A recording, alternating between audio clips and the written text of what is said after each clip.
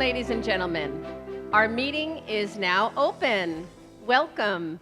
Welcome to all of our wonderful veterans who serve our country. Thank you so much, especially on this July 5th day. Can veterans, will you please raise your hand or stand if you're able? Wow, thank you. Yes. Thank you. Also, welcome to our honored speakers, all of our members, all of our guests, welcome. So it's time. I'd like to bring up Steve Thomason, our chaplain, to open our meeting in prayer. Blessed are you, Heavenly Father, Creator of the universe, who brings forth abundance to our tables. Lord, we want to lift up to you right now Carol Blanchard and Carolyn Munnett, who are suffering right now. Please provide your healing hand to them. Lord Father, with all the tension and political division unfolding in our world, please provide your direction so that your values will be the focus of our political battles. We want to be in tune with you. Help us discern truth from the deception our culture is throwing at us. In the name of our Lord Jesus, amen. Thank you, Steve. And now I'd like to invite Alan Clark up. Alan is our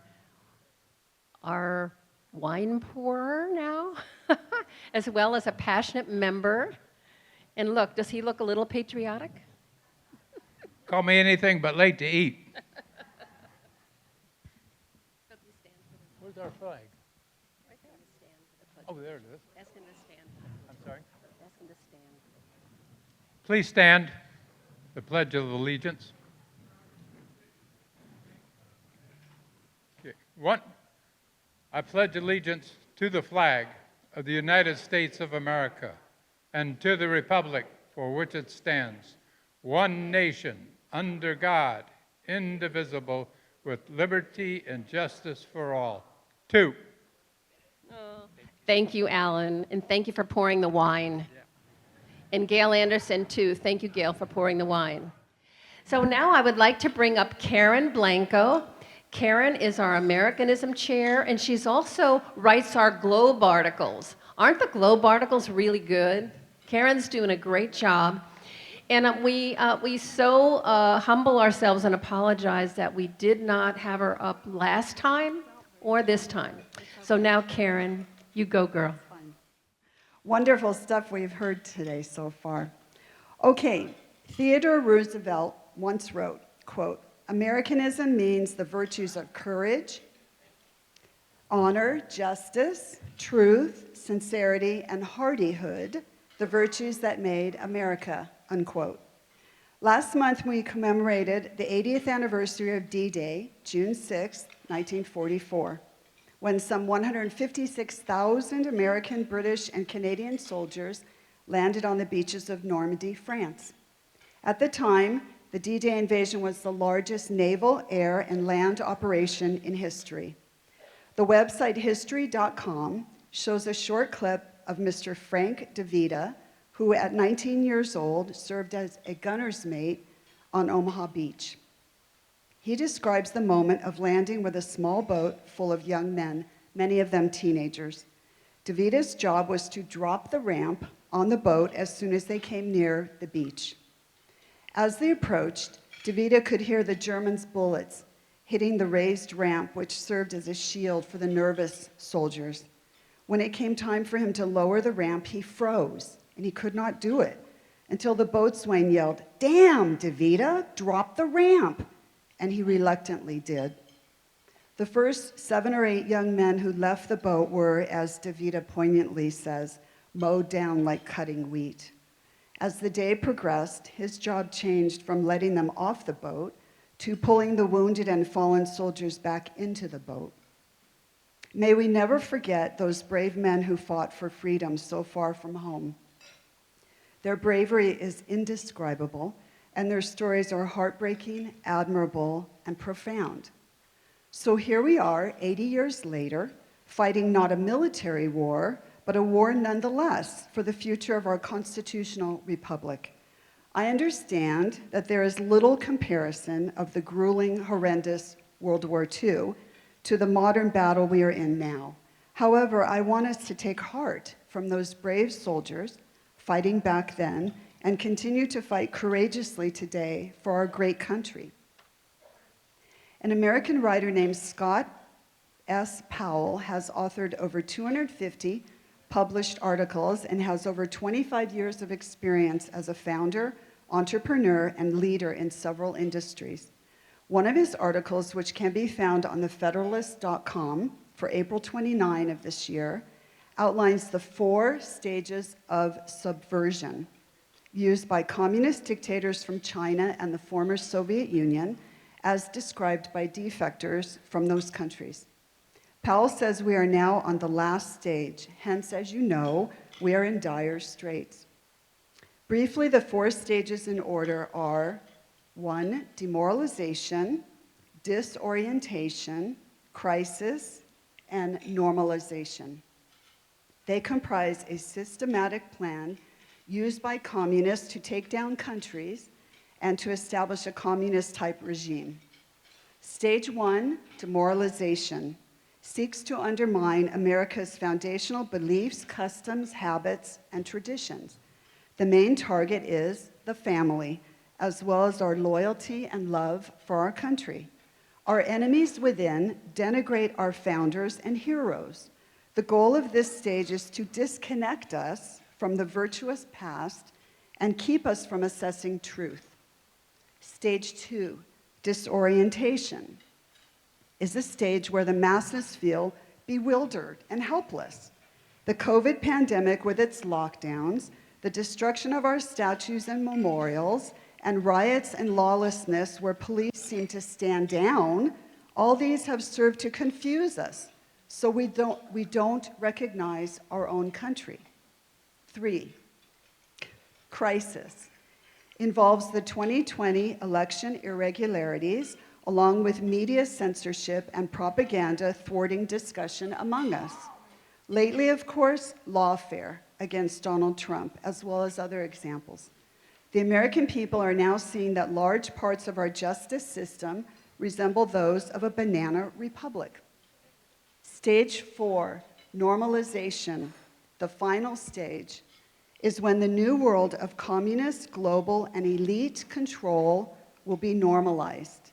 We are still in stage 3, according to Mr. Powell, the crisis stage, rapidly moving toward a time when the constitutional republic that is the United States will be gone. What can finalize our place in this last stage? According to Mr. Powell, our continued wide open borders, limitations on our free speech, rigged elections, the rewriting of our history, the inability of our citizens to access information, the list goes on and on. We are fighting hard to keep our country as we have known it, safe, strong, free, and stable. We are all feeling discouraged now, and many of us are tired of the fight. It seems as though we conservatives are always on the defensive, never winning, being driven to exhaustion and despair. But we must not stop at all for any reason. We must find ways we can each contribute our own parts to the fight.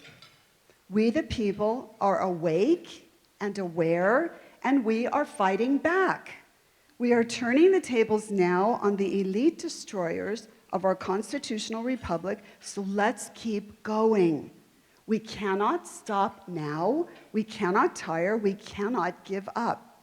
Our constitutional republic was founded on Judeo-Christian principles, so let's always remember that God's strength and guidance are with us, and He will not desert us. Thank you. Okay, now I would like to bring up Ro Kendall, our Vice President of Programs. She's going to introduce our keynote speaker today, Dr. Williams. Here you go, Ro. Thank you so much, Pat. Today we welcome Dr. Ken Williams. Ken is, hold your applause, he's going to get a lot of it. He is a father, a professor, and a family physician. And he also honors the sacred trust placed on him as a representative to the Orange County Board of Education.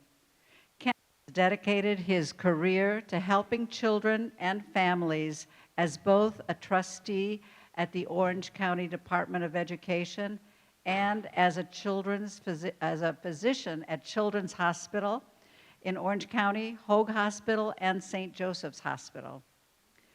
He supports a back to basics in education. That's his approach, is back to basics. In education, sports, music, and arts, he works to advance greater parental rights and involvement in the classroom. He supports local control, higher education standards by opposing government one-size-fits-all mandates. And that includes things like Common Core. He protects the innocence of our children and opposes government-mandated radical sex education programs. He promotes local control and opposes top-down government. Top-down government that mandates that decrease education programs in children K through 12 in their curriculum. And he advocates for vocational training and strong charter schools. Dr. Ken is also an Orange County deputy sheriff. And if that wasn't enough, he has more accolades in terms of a couple of days ago, in fact, July 3rd, he was appointed onto his, I guess it's his 8th term coming up that he's starting. He's already done 7, now he's coming into his 8th term, and each term is 4 years, so if we do some math, this is beginning his 29th year serving our children and our community. He's also the longest-running conservative area trustee for the Orange County Board of Education. And we're proud and grateful and honored to have him speak to us today. Thank you. Okay.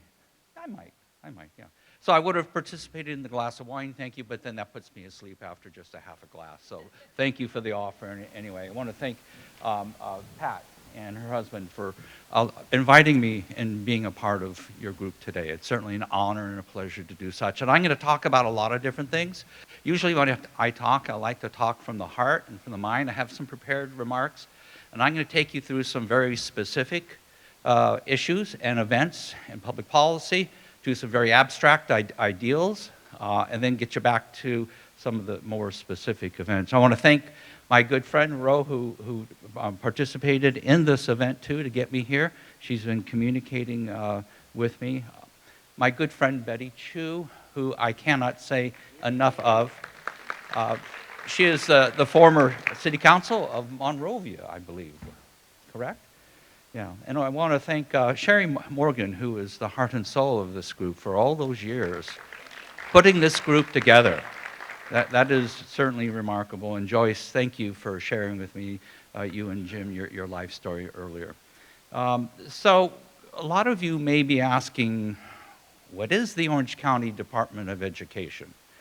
How many here have not heard of or do not know the role of the Orange County Department of Education? Just raise your hands real quick and put it up.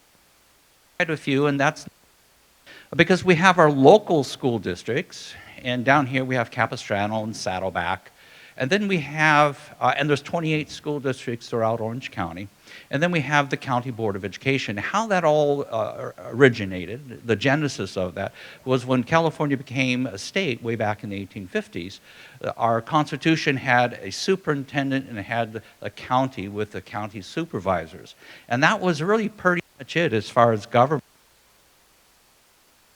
This is it going in and out to you? Okay. Okay, yeah. So it may not be just all technical. But we have county, what we call departments of education, and they're usually run by a county superintendent. And then we have the County Board of Education, which is kind of a part of the governance of the local county departments of education. What do we do there? Most of the kids that we take care of here in Orange County are the incarcerated, adjudicated, and high-risk kids. These are the kids that get ejected from school for fighting, for untoward behavior, defiant behavior. And when the regular school district doesn't want them, or when they get ejected from school, they come to the county schools that we have. We have many schools, some in the prisons, we have independent schools, we have an independent home.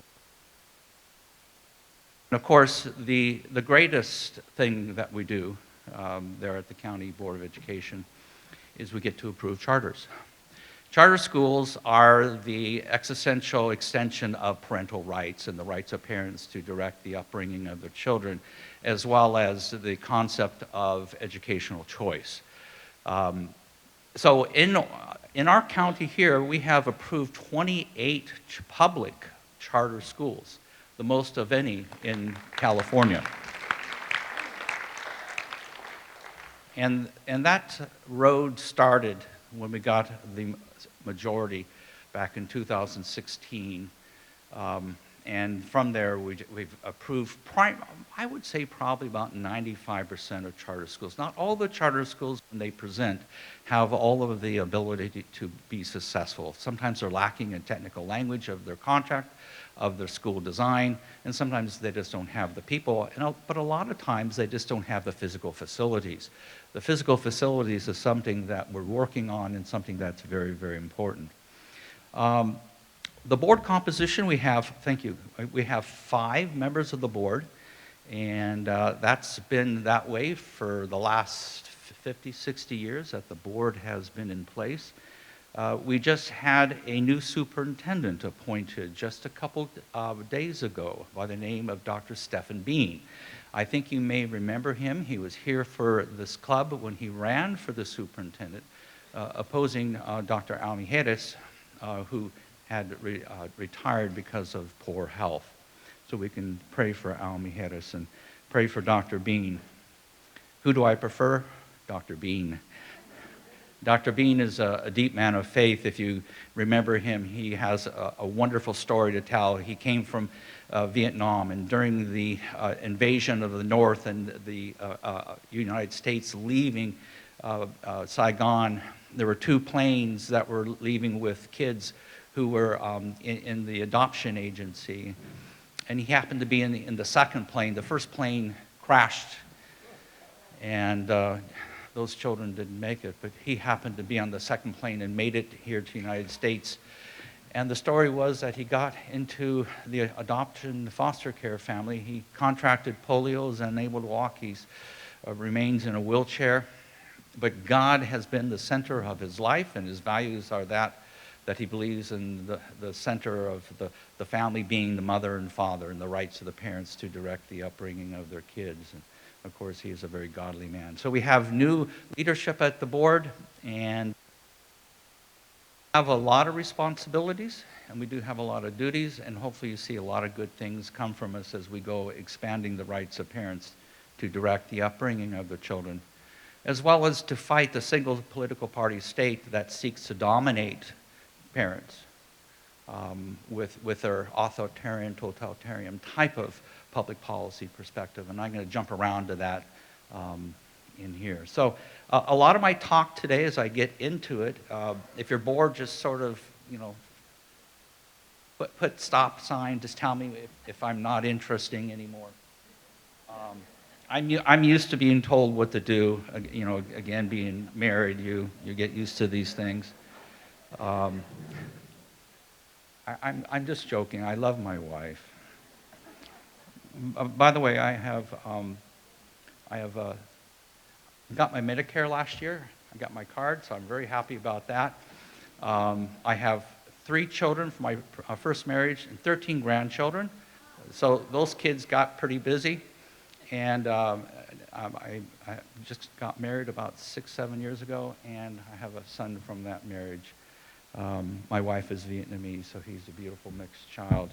And pray for him. Unfortunately, he was born at 23 weeks of age and suffered tremendous neurologic problems. So we're living with cerebral palsy with him, so pray for him. So part of today, and I'm going to get to the heart of what I want to talk about, because how much time do I have left, Pat? 20 minutes. Okay, so I'm going to try and get through this as quickly as I can. 30 with Q&A? Okay. So part of what I'm going to talk about is some very specific events and examples, and part of it will be in the abstract. A lot of the abstract has to do with how did we get to where we are today with language and linguistics and use of terms that we don't even know the definition of. And I must tell you, I don't know what all these pronoun things are about. I have no idea where they came from, but I can give you some basic information on the origins of them. So I'm going to talk about some of the concepts out of a book that Helen Pluckrose and James Lindsay wrote. It's based upon what we call critical theories, and I'll define that in a little bit. And they call their books cynical theories. The other part of what I'm going to talk about is the origin from their theories, critical theories, to the original origins, which go back to Karl Marx of the 1800s. And I think probably the best description of the totalitarian Marxist idea of communist Russia is by Alexander Solzhenitsyn in his book, The Gulag Archipelago. So I'm going to kind of talk about the abstract. It's a 3-volume text, and certainly I don't expect you to get it, but this is the abridged version, and it's great on audio. And technically, the title of what I wanted to talk about today, and I will end it with an exhortation, because I know a lot of us are sitting here looking at the culture, looking at the news, and wondering what the heck is going on here. And we're being told to accept lies. And there's a book written by Rod Dreher. It's written a couple years ago, but I think the title of it really says a lot. The title is Live Not by Lies.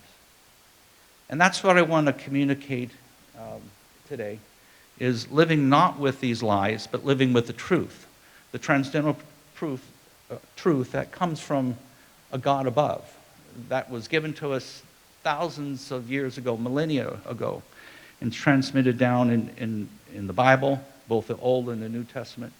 And these truths have been with us for a long, long time, but through these new pedagogies, through these new linguistics, through these new terms, it can be difficult. It can be confusing for many, many people. It's confusing for me, and I'm right in the middle, in the thick of all these things. I'm constantly being exposed to all these terms, and I have to ask, and I look stupid asking, what does that mean? So a man can say they're a woman, and they can use a he and she, and they can dress like a woman, yet genetically they're still an X and a Y chromosome. I just don't understand that basic science. So I'll get into a lot of that because it has to do with John Locke's liberal theories that come down from the 16th and 17th and 18th century. What I'm not going to talk about today, and hopefully you find this funny, is Biden's horrible speech gas performance last week. I'm not going to talk about the sad state of the economic affair of California, secondary to a single political party state. And that's what we're suffering from now, where there's no compromise, there's no dialogue. People are leaving California because they do not get their representation. And I'll be talking about a bill that deals with that.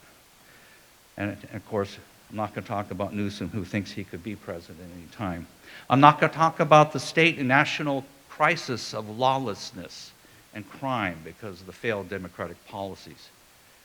Even more grievously, we could all spend hours talking about this, and that's our porous, open borders, which will allow a third world to come into our country unvetted. And when you look at what's coming into our country, it's not honest citizens from the Central or South America, but it's citizens throughout the whole world, citizens with a desire not to help us and contribute to us, but oftentimes these are part of the cartels and crime families that have infiltrated the state. We've had, and you've heard through the Border Patrol, we've had terrorists that have gone into our country. And believe me, there may be something that's happening right now underfoot, something close to 9/11, and let's pray that that doesn't happen. And I'm not going to talk about George Soros, who is certainly a pain in the rear end for all of us as he's buying county DAs that hate our country. Thank God for Todd Spitzer. He's here around for Todd Spitzer. He is the only one that defends us between Sacramento elites and those criminals that want to take advantage and hurt us. He's made it a policy: you cross the border in Orange County, you do crime, you're going to do time. Thank God for Todd Spitzer.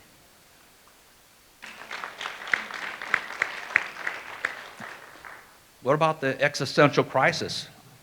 Oh yeah, climate change. I've been in Orange County since 1958, and it's more cooler now. We have more rain now in the last 5 years than ever. Do you remember a couple decades ago when we were going to freeze? Now all of a sudden it's too hot. I certainly don't understand that, other than I think it's a bunch of bogus science and there's no credibility or science behind it. It's driven by elites who just really want to take control of this world. Then there is, of course, the great COVID cover-up. And that is one of the biggest lies by government against us in the last 4 or 5 years, where we were told what to do. Do you remember when we had to close down schools in 2020? Remember when we had to wear masks and get the vaccine? Well, I'm a physician, and sometimes vaccines are necessary to prevent certain diseases, and certainly if you have immunocompromising health-related disorders, the vaccine was fine. But the greatest the risk is age and underlying health disorders. It wasn't the young, it wasn't the children who were in school. And yet what we did is we closed down schools, and they lost 2 years of education that can never be made up again. As was mentioned, I happen to teach medical students, and had a couple medical students in this last year. They told me when they entered school in the fall of 2020, they didn't have or see a classroom. So they went for 2 years without being in a classroom. They went for 2 years without dissecting a cadaver or doing any of their gross anatomy. They didn't do any microbiology. They didn't do any neuroanatomy. They just learned it all from a book. And my heart wept for those students, because now they're on the way. They're seniors when I trained them. Now they're on the way to their internship, and they missed 1/2 of their education. I had to learn everything online. And lastly, I think this is all near and dear to our hearts, because we are all here to support, I think, is one of the greatest presidents of my time, and that's Donald Trump.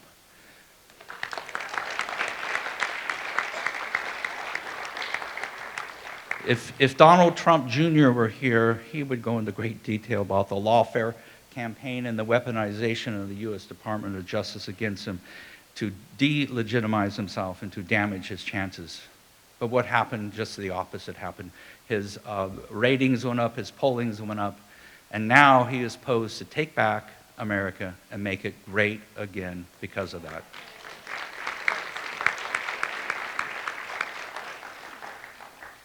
So those are the things I'm not going to talk about.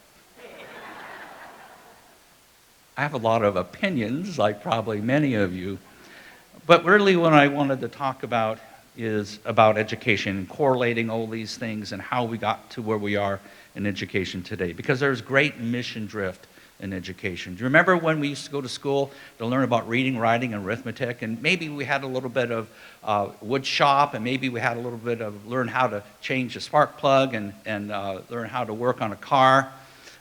For me, in my high school, I took home ec, and I learned how to cook a meal for the first time. That really helped when my wife and I were falling apart, and I had to cook for my own meals all these years. So there is significant drift. Also, there's a great radical, non-academic indoctrination that we're seeing in public schools. Public schools is not about inculcating facts and knowledge and critical thinking skills to our children, but it's about a radical indoctrination. This radical indoctrination, as I will get to and allude to, is from ideas that come from the critical theories, which originate from this Marxist, Karl Marx doctrine. There's also a lot of loss of the concept that parents dictate and have a role in the rights of upbringing their kids. But there is a new religion. And this new religion is the human secularism that we see. It is the concept that God does not exist. Another big problem that we have in education, and which is leading to a lot of our problems, is the loss of local control. Now, if there's any Democrat in here who's infiltrated and wants to take pictures of me, that's fine. That happens all the time. I see what they say in the Democrat newsletters about me. It's not very nice things. But local control of education used to be a sacrosanct. It used to be so precious. It used to be something that nobody trampled upon, whether you're Democrat or Republican. The ability of people, the constituents and citizens, to choose their own school boards or their local city councils was never something that was a bridge or attacked or undermined. It is today. We have a bill that's going through the state legislature called SB 907, and it's specifically directed against this Orange County Board of Education. It's by Senator Josh Newman and Senator David Min. And this bill, let me digress before the bill. Why did he create this bill? Well, we happen to have 5 conservative Republicans on our board that believe in all the same governance issues, which has never been done in the state of California at the county board level at all. And I give credit to all the grassroots. If you walked for Lisa Sparks or Mary Barkey or Tim Shaw or myself or George Valtez, I know Betty Chu has, thank you so much because you made it that way. And so they don't like a 5-member conservative Republican pro-family, back to basics, pro-charter school board. So what they did in Sacramento, and remember, we have a very one-sided, one political party state, they said that the Orange County Board of Education needs to change. And David Min told a good friend of mine that the reason we're changing is because they're too conservative. Yeah, we're too conservative, approving charter schools and talking about the rights of parents to protect the upbringing of their kids and talking about that kids need to be a part of the decision-making of the parents. So this is a bill that's going to undermine, break us up, and redistrict us, so we will not have that majority in the future years. So that's what's in it. And by the way, it only impacts Orange County. So there may be some constitutional issues, but that's a later issue. We may end up by suing Governor Newsom in the state for just picking on Orange County, because we're not backing down, we're not going away, we're here, we're going to fight for your rights and do what is good for the parents.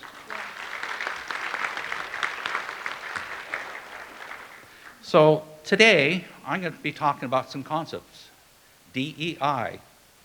How many people don't know about this acronym, DEI? Okay, that's okay, and that's good. The concept of DEI is diversity, equity, and inclusion. It's a term that's been out there in the woke left. It comes and originates from universities. It's a part of the Marxist ideology that comes down from the university level, and now it's infiltrated. It's a part of the K through 12 education. By the way, DEI does not stand for diversity, equity, and inclusion. It stands for anything but that. To me, it stands for division, exclusion, and insanity.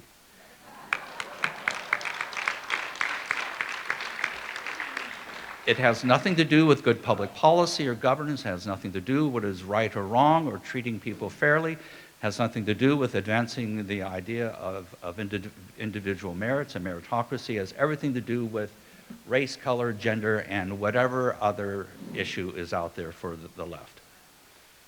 In 1983, 2 decades ago, during my favorite president, Ronald Reagan, they had a landmark 30-page report that came out, and it was called A Nation at Risk. Probably not many of you know about this, and was produced by the National Commission on Excellence in Education. And they declared at that time period that education standards were eroding. And this is their summary after 36 pages. And this is true today.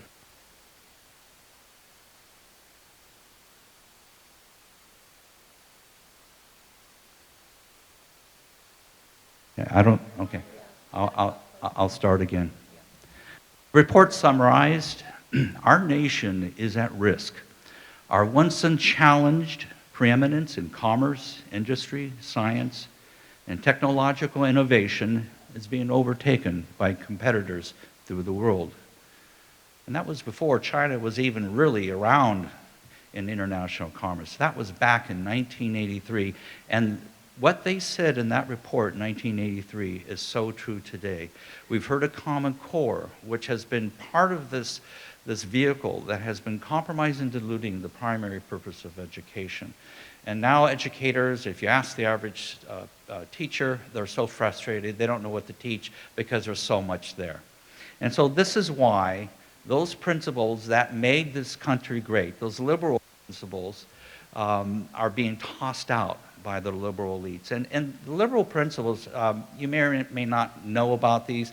Because I say they're liberal principles, that doesn't mean we're Democrats or liberals. Actually, these principles are the heart and soul of how we define ourselves as Americans. They're the same principles by the 17th and 18th century John Locke and the Founding Fathers, who, by the way, all of these principles are integrated into the U.S. Constitution and the Bill of Rights. And these principles are, and I'll read them slowly: respect for the value of viewpoints, reasoning and objective evidence in science, diversity of and honest academic debates, freedom of expression and association. These other principles include the limitations of powers of government and laws, the consent of the governed, individual rights and civil liberties, equality before the law, free enterprise, and freedom of religion. And by that, that's freedom from government interfering with those and their individual religious beliefs. That does not mean the removal of religion. In the early part of the 20th century, Alexander Solzhenitsyn, who happened to be one of these big academics in Russia at that time, he was a commander in the army, fought in World War II.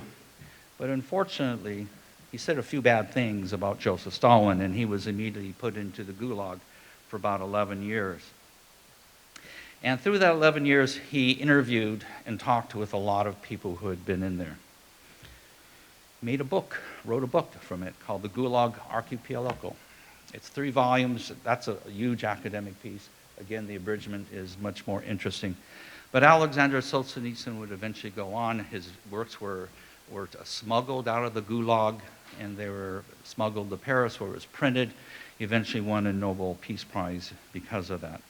But this book describes the totalitarian purges and show trials by Stalin during the 1930s up until the 1950s.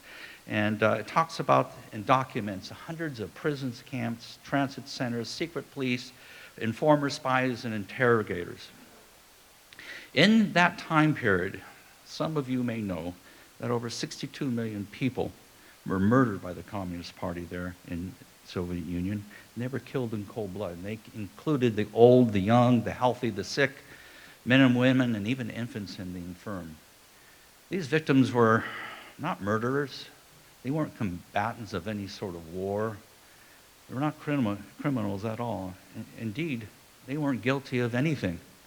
Perhaps a thought crime, but primary was they're in the wrong place. There are many other people who are in the wrong place: writers, teachers, churchmen, military high command, and even high and low members of the Communist Party. Some were, of course, of the aristocratic class, the bourgeoisie, landowners, kulaks. So these were the people that he wrote about in his book, which transmitted down throughout the world and won him the Nobel Peace Prize. He gained a lot of notoriety, he became very famous, but something happened in February of '74 when he spoke out again in public. He happened to be back in Russia, they let him back in, and he printed yet another public statement, this time very controversial. It was called "Live Not by Lies." And that's how I wanted to end with today. And so that piece that he published, "Live Not by Lies," that was kind of the last of it. And so the communists once again exiled him to the West. And what happened after that is he became an international fame. He talked in many academic circles about that experience, about a totalitarian government, an authoritarian government that took away individual liberties and freedoms. 2 years ago, Rod Dreher gets a call from a physician. The physician has a grandmother that lived in Czechoslovakia during the post-World War II, Czechoslovakia. And he said, what's happening now in America is what happened to us in Czechoslovakia in post-World War II, where the communists came in and the mother and the father and the family and neighbors all became informers because they lived in fear of an authoritarian state, of a totalitarian government that wanted control, and if you spoke out against them, you were put into a gulag. And this woman had the courage to talk to and describe to Dr. Dreher that this same thing is happening in America today. And the greatest challenge is for many of us, and I will be included, is that we think that it can't happen in the United States, that we can't have an authoritarian or this subtle, soft, totalitarian government take over our freedoms and thoughts. But that's exactly what we see with this new ideology in the social, woke, politically correct environment. We look at what's happening in the academic universities, and that's where it all comes from. When you read and listen to James Lindsay or Helen Pluckrose, they're absolutely incredibly insightful to what's happening. These radical ideas start there at the universities, and we pay for these radical university professors. And these radical university professors, they go out there and say, we are oppressed. Because of our skin color, because of our gender, we are oppressed. And you, because of you have a particular skin color, you come from a particular background and ethnicity, you are the oppressor.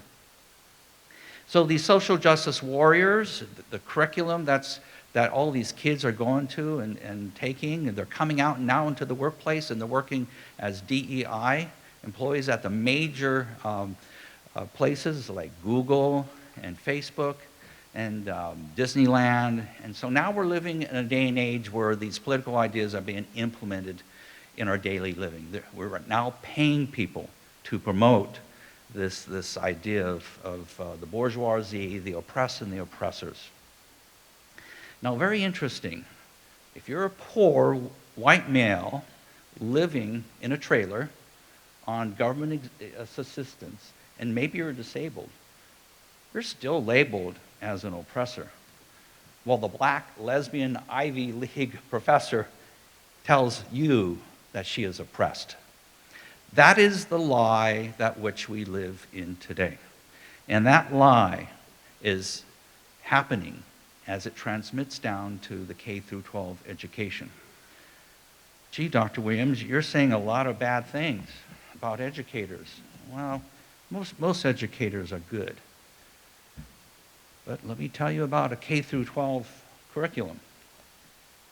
And you see this type of idea and ideology in the anti-Semitism that in the anti-Israeli protests that have occurred around the world, especially here in our nation here. And this is the type of thing. I'm going to talk about a elementary school curriculum called woke kindergarten. Woke kindergarten. How old are you when you're in kindergarten? Usually about 5 years of age. So this one individual who is responsible for this goes out and starts talking and training teachers in kindergarten to confront white supremacy, disrupt racism, oppression, and remove those barriers to learning. They say they want to support children's and families and educators and organizations in their commitment to abolitionism of the education ecosystem and promote a pro-black, queer, and trans liberation ideology. I kid you not. I have the URL link if you'd like to look at this. They're teaching, and I'll give you some of their own minds here. Ceasefire in Palestine. Work with the Palestinians. Strike.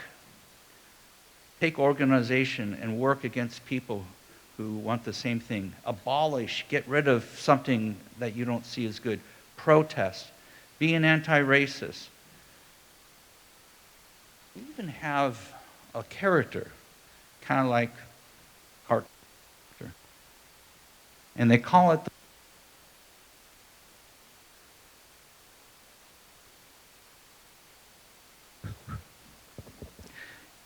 and I have the picture if anyone wants to look at it. But it's somebody who is to lead these little kids in a cartoon character of a cat. And he wants to empower them with these Marxist and woke ideas. This is part of what they call the Hill Pedagogies by Dr. Goldie Mohammed. And their organization, their key okay, so that's 5 minutes I have? Okay. I'm cutting out a lot. The key pillars of that ideology is history, identity, literacy, and liberation. It has nothing to do with reading, writing, arithmetic. It has nothing to do with acquiring phonemic skills and looking at words and the alphabet and multiplication tables. It has everything to do with political indoctrination. And that's what we live with today. Those are the things that Dr. Dreyer in his book, Live Not With Lies, talks about, and for us to be aware of. And I'm not being the beacon of light. I'm just an average individual. But for those who are here, who may not be involved in academia, in the public domain, or in public discourse, if anything you leave with today, if anything I impart with you today, is to open your eyes to what is going around us. Because our children are being indoctrinated. The state has taken over education. It's a single-party state, and it's not about local control of education anymore. It's not about me promoting the concepts of reading, writing, arithmetic, and critical thinking skills, and all of those things which made education great and which made America great up until 1983, when that report came out from the Reagan administration and how we're losing the battle in education. But I want everybody here, if you have a faith in Christ, if you believe in biblical values, or maybe if you don't, I want to encourage and exhort you. And that is in Ephesians 6:11. Be strong in the Lord and in his mighty power. Put on the full armor of God so that you can stand against the devil's schemes. For our struggles are not with flesh and blood, but against the rulers, against the authorities, against the powers of this dark world, and against the spiritual forces of evil in the heavenly realms. Therefore, put on the full armor of God so that when darkness and evil comes upon you, you'll be able to stand your ground. And after you have everything done to stand, I want you to stand firm with the belt of truth buckled around your waist, with a breastplate of righteousness in place, and with your feet fitted with the readiness that comes from the gospel of peace. Take up the shield of faith with which you can extinguish all flaming arrows from the evil one, and put on the helmet of salvation and the sword of the Spirit, which is the word of God. Do not live your life by lies. Push back. Tell them that you're wrong. Tell them there is a purpose and a truth, that even though you are promoting something that you believe is right, it's not traditional. It's not proven. It's all part of theories. Because if we don't stand up, we're not going to be able to pass that baton to the next generation. I'm encouraged by some of the conservatives that are out there. There are some really good groups, but we're losing the battle. And it's a hard-fought war that we are engaged to, and everybody here has that duty and responsibility. You may not be able to go out and walk precincts. You may not be able to go out and give lots of money, but you know what? You can do a phone call. You can get involved. You can come to these meetings and expand this club so there's 2,000 more Republicans rather than having a majority Democrats in this great community. And that's what I hope you can do. So, in ending, thank you just for this time. Thank you, Pat. Thank you, Ro, for everything you've done And thank you for being a wonderful listening crowd. You laughed at me, which makes me feel good. Hopefully I can bring a little self-deprecation and bring a little bit of element of my humanity as nobody different than anybody else in this room. Thank you very much, and may God bless you. I'd like to take some questions. Sure, sure. So Gail over here, Gail Anderson has a microphone. So if any of you have any questions for Dr. Williams, she'll come in. There you go. Hello? Well, I don't have a question, but I haven't been to the Republican Party before. Well, I was actually one time a long time ago. I came today to hear Ken speak because I've been aware of Ken for decades. And I remember him back in the 1980s. I actually went to, my kids were in school. I actually ran for the Saddleback Valley School Board at one time, but conservatives, they spent all sorts of money to make sure we didn't win. But I went to Orange County School Board meeting that Ken would have been at, and I don't recall what the issue was, but it was a big thing going on. Well, I frequently spoke at the Saddleback Valley School Board meetings against like the new math and things like that. But anyways, I went to one of the meetings he was at the next day, and my kid's backpack, she had a note. Thank you for going to that meeting. They were keeping track of me. There's no reason that they should have known. They're letting you know, we know you went. And that's really the scary thing. They, you know, the things they do to parents who try to get involved and are concerned.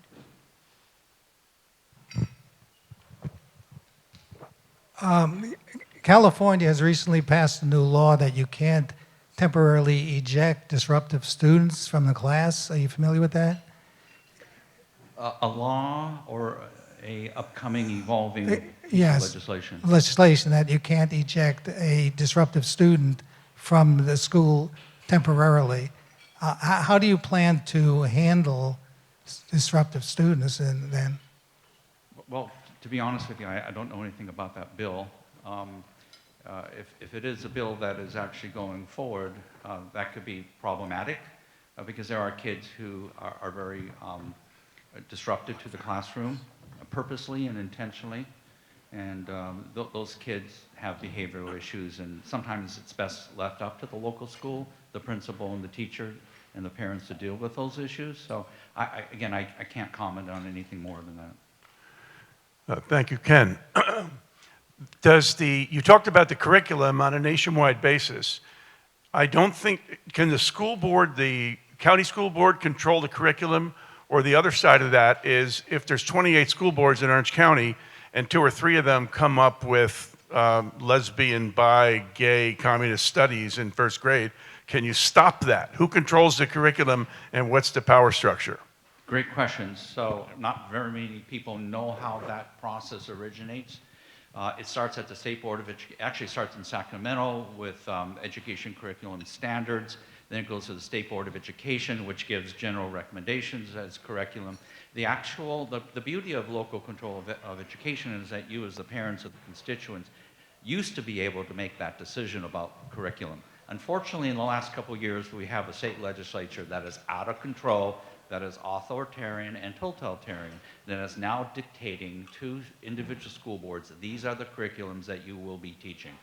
And so it used to be, again, the individual school board, the community used to pick that and decide which curriculum, but that is slowly being eroded because of the single party political state that we exist in.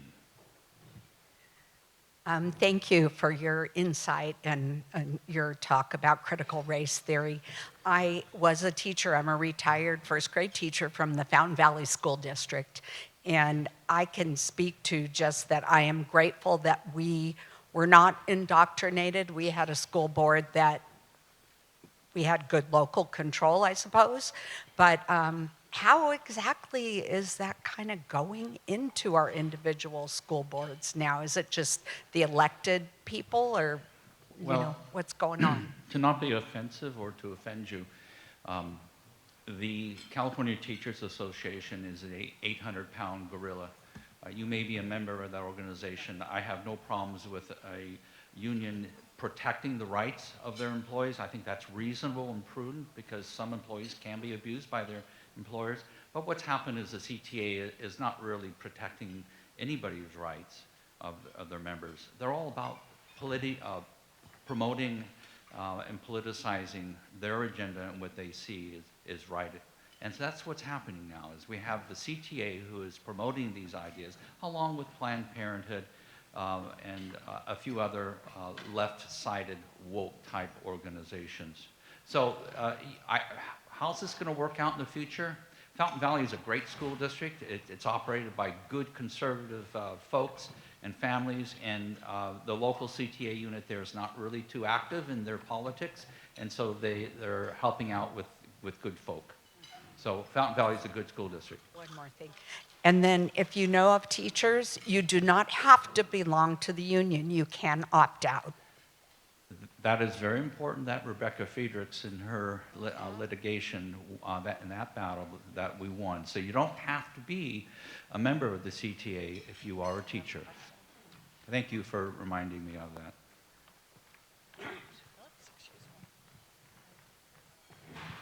You have a question, my dear friend. Go ahead and just yell it out loud. Thank you. Do we? Wait a minute, Joyce. We'll get you next, Joyce.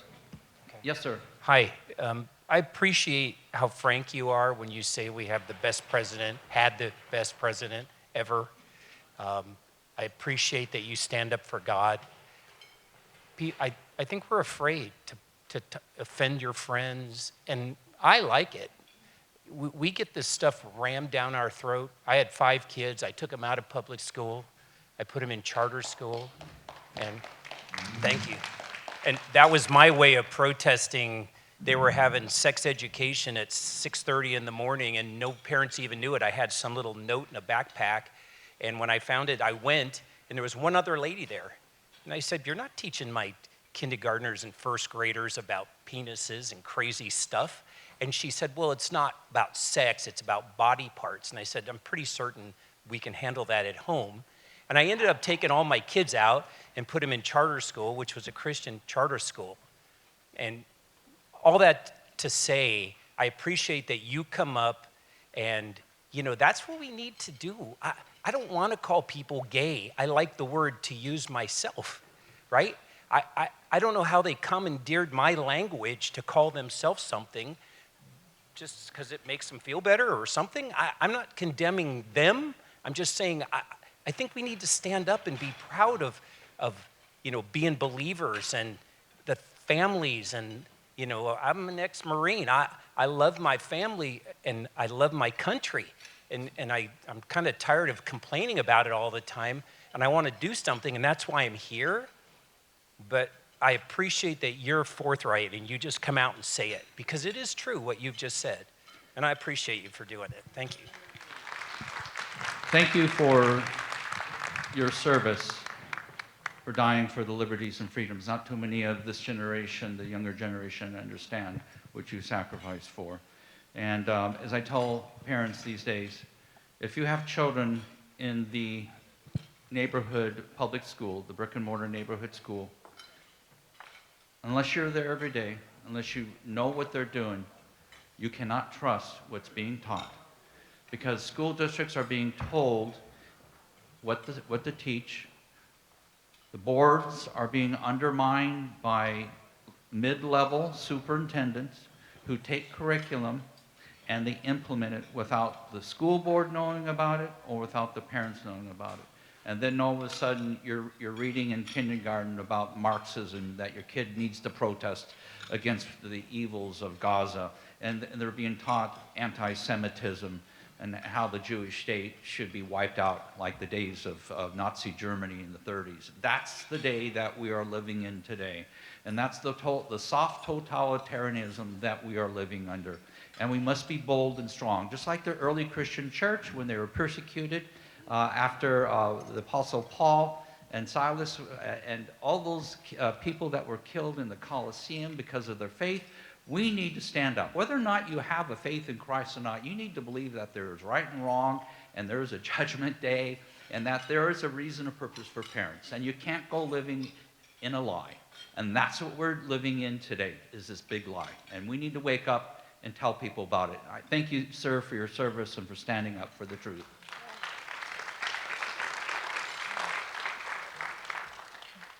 If I said something to offend anybody here, too bad. Thank you again. I'm a Christian also, and there are some here also, either Christian or Catholics or belonging to a faith community. How do you think Christian community should be involved?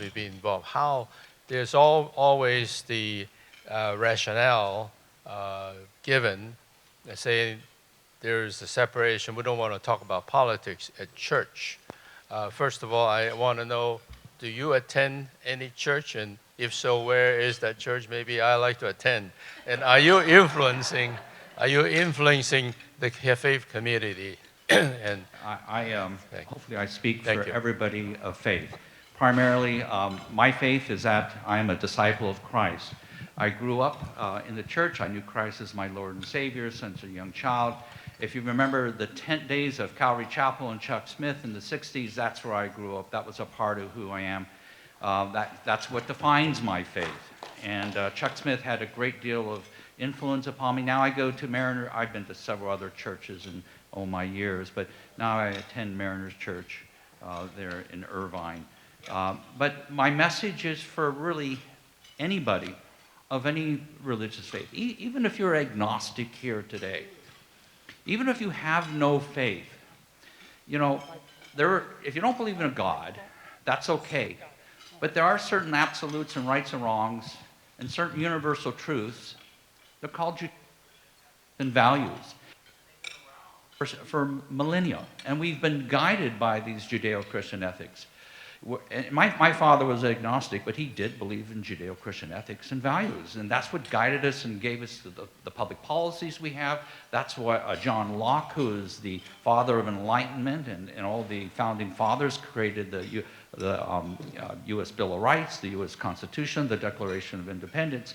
All of these values came down because there is an acknowledgement that God exists, that we just didn't come here out of minerals, that somehow out of chaos formed all this great purpose and intention and design. So, yes, I'm calling for everybody of all faiths to speak up, to get involved, to talk about the issues of today. Because you and I, sir, are the ones that are looking for that generation to pass that baton to. And right now, those values are very weak. And there's a few hopefuls out there. We've all seen them. Charlie Kirk from Turning Point USA. I don't know if you know who that young man is, but boy, he gives me hope for the future.